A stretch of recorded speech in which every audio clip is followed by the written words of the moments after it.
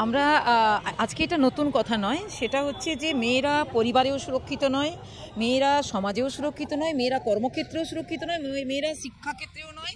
এবং আজকে যেখানেই মেয়েরা যখন তারা আওয়াজ তোলে তখন কিছু না কিছুভাবে তাদের উপর অ্যাটাক হয়।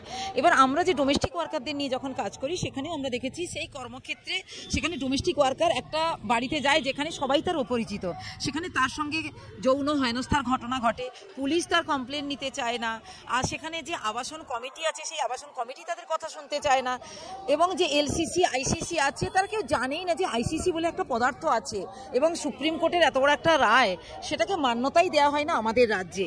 তো আমরা মেয়েরা আতঙ্কিত হয়ে যাচ্ছি দিনের পর দিন যে এটা কি হচ্ছে। কারণ ব্যাপারটা হচ্ছে যে আমিও আজকে যখন এখানে এসেছি, আমি যখন এই কলেজটার সামনে দাঁড়িয়েছি আমাকেই পুলিশ বলে কেন এসছেন, কোথায় এসছেন, কি জন্য দাঁড়িয়ে আছেন এখানে।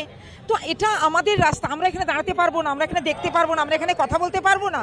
তো আমরা মনে করছি এই যে কর্মক্ষেত্রে এবং শিক্ষাক্ষেত্রে যে নৈরাজ্য চলছে এই নৈরাজ্যের অবসান ঘটুক। আমাদের লড়াই চলছে, লড়াই চলবে, আরো লড়াই জোরদার হবে।